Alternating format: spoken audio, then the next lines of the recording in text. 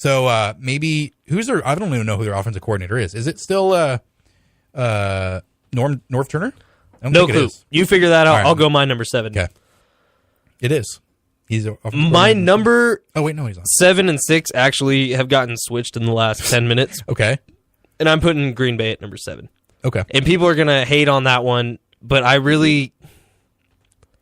they've had 2 games where I've been very unimpressed. And I think you can only go so far on your quarterback's shoulders. And I will say, holy crap, Aaron Rodgers, what other team could be carried into the top 8 by one person? There isn't another team that can be carried into the top 8 by one person. They have virtually no running game. Ty Montgomery is literally a wide receiver. Yeah. Their passing game, other than maybe one of the best route runners in all of history, but he's not very athletic, is Jordy Nelson. Mm-hmm. Other than that, non-existent. Geronimo Allison, I think, was the next top targeted person last week. See? But Green Bay, it's impressive what they can do with a mediocre defense, a mediocre offense, and an absolutely outstanding, out-of-this-world quarterback of the like we've never seen before. Yeah, no, I think you're 100% right. I think Aaron Rodgers pretty much is this team right now. Jordy Nelson, probably the second best player on the team, and they have some all right players on defense. God, I'm just watching. Sorry, I'm distracted by the television screen. Karl Ravitch is on something tonight. He has not stopped smiling. His face has been beat red for the last 2 hours, and no one is that happy. Yeah, no one is that happy that consistently. Maybe it was his joint that started the fire behind the P. Yeah, he got to St. Louis very, very quickly after setting that fire. Karl Ravitch, some sort of teleportation ability. Anyways, yeah, Aaron Rodgers, best player in football, but I don't have them at all in my top 8. Wow. Okay, so they beat the Seahawks by 8, which, that's fine. But the Seahawks are 1-2. That's they're not playing well. Their offense is really like bottom 5 right now in the league. They lost to the Falcons by 11. Very respectable. Falcons defending, and NFC the Falcons champion. just have their number. Yeah, that's true. But then they barely beat the Bengals, and the Bengals have been terrible. Like the Bengals have been one of the worst teams in the league this year. They are 0-3. They lost in that horrendous game. They didn't score a single touchdown in their first 2 games. They lost 20-0 to the Ravens, who lost 44-7 to the Jaguars on Sunday. So, by the transitive property, hope you were paying attention during 8th grade math. I was not. Of course not. That's what became sports journalism majors. Come on, man. Well, I wasn't one, but I yeah, you still do math, nerd. I do. I'm accountant by day. So Bengals lost to the Ravens by 20. Ravens lost to the Jaguars by 37. The Packers barely beat the Cincinnati Bengals. So I don't think the Packers are really that great right now. I think they're going to have another season where they end up being 11-5 or 10-6 somehow, and then just do awesome things in the playoffs before maybe losing in the championship game, just like last year. But I don't think the Packers are one of the better teams in the league. So my number 7, you had the Packers number 7. I had the Vikings number 7. So NFC North, where you at? All right, number 6. My number 6. ESPN's number 6. Yeah, sorry. Was the Pittsburgh Steelers. I do not have them in my top 8 either, surprisingly enough. Although they did just, lose. So I have them next. Actually, I agree with number 6. Yep.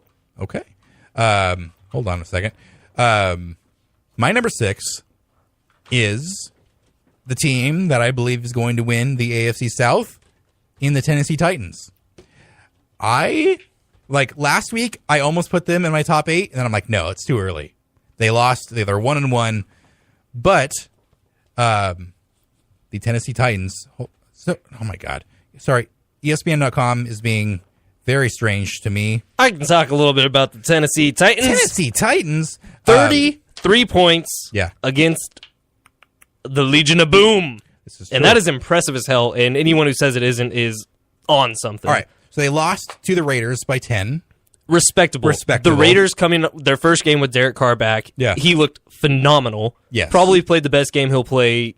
Don't say that, please. I know. I hope not. Well, he just had a terrible week. But Derek Carr was over his head. Amari Cooper over his head. The Marshawn was back. The entire like population of Oakland was behind that team. They were grooving in the stands. Like I even started rooting for the Raiders in that game, and it was infectious. That was a very momentum fueled run, and Tennessee was overmatched. But I don't think any team could have got in there that day and beat Oakland. No way. So then they did that.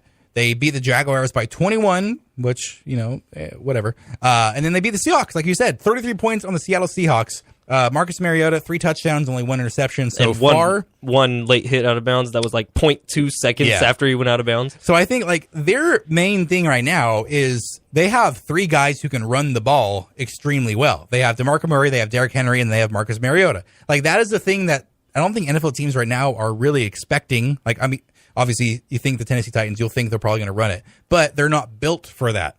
So DeMarco Murray averaging 5.3 yards per carry. Derrick Henry, 5.2 yards per carry. Marcus Mariota, 4.8, but he's a quarterback, so it doesn't matter if he has over 5 or not. But still, like I think they are going to be the team to beat in the AFC South. I do think the Texans have a shot, because I like their quarterback and I like everything else they bring to the table. But at this point in time, Tennessee Titans, number 6, best team in the AFC South. I have them number 5. Okay, there you go. I am a Mariota fan. Yeah. For one reason and one reason only. Oregon. Well, I have a cousin who goes to Oregon. He's from Hawaii. Yes, but I saw that play where and when that play was live, it looked like a late hit and it looked totally unnecessary. But then you look at it, okay, it was 0.2 seconds. Richard Sherman, I already don't like, so I'm going to blame him. Yeah. But while everyone was getting up in Richard Sherman's face, and obviously the team loves Marcus Mariota because there were 6 different people who were ready to go get kicked out of the game for him. Mm-hmm. But when Marcus Mariota got hit and was out of bounds on the ground, he jumped back up on his feet, went right up to Richard Sherman, said, "Nice hit, baby," and then went back to his huddle and got down to business. And I think he threw a touchdown pass on that drive. Mm-hmm. I am behind that guy completely. If I was his teammate, I would have gotten kicked out of a game for him. I think it's really impressive to see a young person with the presence that he has. Yeah. And it's really impressive to see a team, it's really similar to Jameis Winston, to see a team just fall in love with someone like that. Totally. No, we're both in the Tennessee Titans bandwagon right now, Bretta. Number 5, like I had mentioned before, Denver Broncos. We already talked about them. I still believe that their defense is going to carry them quite a ways. So right now have them, I guess, the number 2 team in the AFC West. Number 4, what does the ESPN machine say for number 4? Green Bay Packers. We already talked about them. Okay, Green Bay Packers. I think mine might be a little bit of a shocker for you, I think we have Ben. the same one, if I'm thinking correctly. A little bit of a shocker? Okay. We'll say it on the same time. Okay, I'm so scared. 1, 2, 3. Dallas Cowboys. Oh, God, Oh, really? same division. Same division. Why? Okay. Tell me reasons. Tell me why. Eagles, they lost that game. Yeah, not a good game. But since then, I mean, the Rams have looked decent. Way better than expected. And they just destroyed the Oakland Raiders. Like, they made the Oakland Raiders look like a NCAA team. Like, I for a long time have been a hater on Kirk Cousins, but it's really hard to deny what he's been able to do, especially so far this year. 68% completion, and granted, a lot of his stats, like, their screen pass game is on fleek. Especially with Chris Thompson, that's his name, right? Yeah, Chris Thompson. And apparently the Oakland Raiders have no ability to defend a screen pass whatsoever. Like, they just didn't even know you could do that. You had to pass, like, beyond, like, the first down marker, according to them. But, so, Kirk Cousins, 68% completion, 784 yards, 5 touchdowns, only 1 pick. That was the main thing in his early career. He threw a lot of interceptions. Now he's not doing that, so it's like, okay, well, how can you stop this team? When Chris Thompson, I mean, he has 119 rushing yards on 14 carries. That's 8.5 yards a pop. And then he already has 230 receiving yards. He's a freaking running back. And he's tiny. Yeah. And then they have Terrell Pryor now. They have Jamison Crowder. It's like, this team has some players, and then their defense. I mean, my God, their defense last night was, or not last night, on Sunday night, they made the Raiders look like I said, like an NCAA team. Preston Smith, Ryan Kerrigan. It was out of this world the way their defense played, and maybe I'm just being a little biased because I am such a big Raiders fan, but I think the Washington is they're playing as well as they have played since the magical RG3 rookie year, in my opinion. Okay, I'll give my spiel for Dallas. Yeah. While you put this little phone number in. I'll try. Dallas Cowboys, Monday Night Football. What was that? The Monday Night Football? Yes. Yes, against Arizona, who going into the season was projected to have the best defense by every fantasy football standard. Yep. Dak Prescott, I am on his bandwagon more than I'm on Marcus Mariota's. Oh, okay. Because he can control the you-know-what out of a game, and he looked great. And then once they did get the lead, Ezekiel Elliott just ran the ball, and they played a really smart offensive game in a game where Des Bryant didn't show up. Yeah. So, I don't know. I also can't stand the Dallas Cowboys.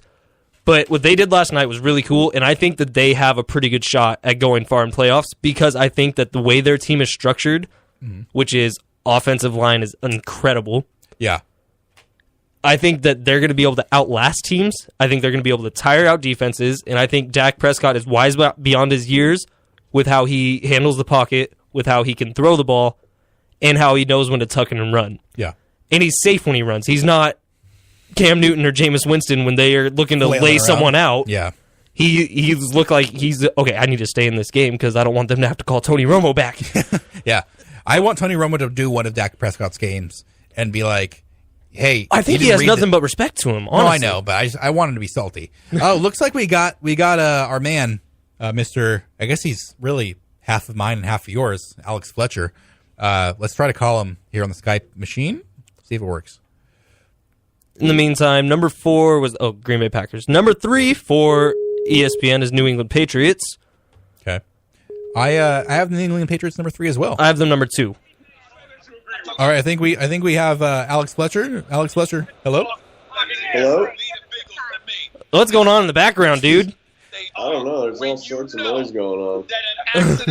All right, that's Sounds Stephen like A. Stephen A. Smith. Yeah.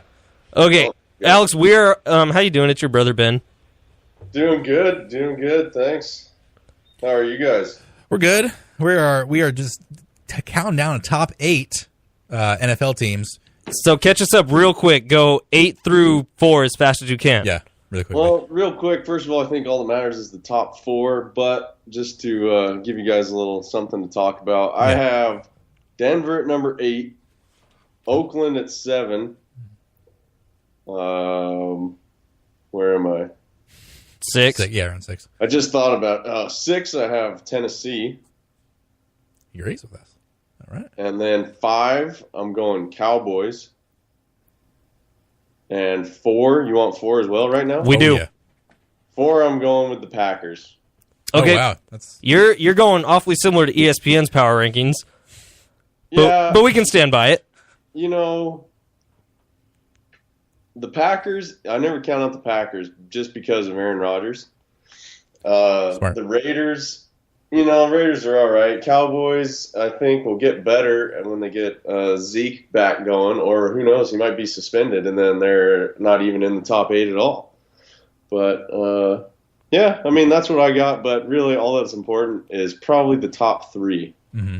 I can agree with that, but we actually just talked about how Aaron Rodgers is the only person in the entire NFL who could carry a probably 16 team to up to number 4, and it's pretty incredible.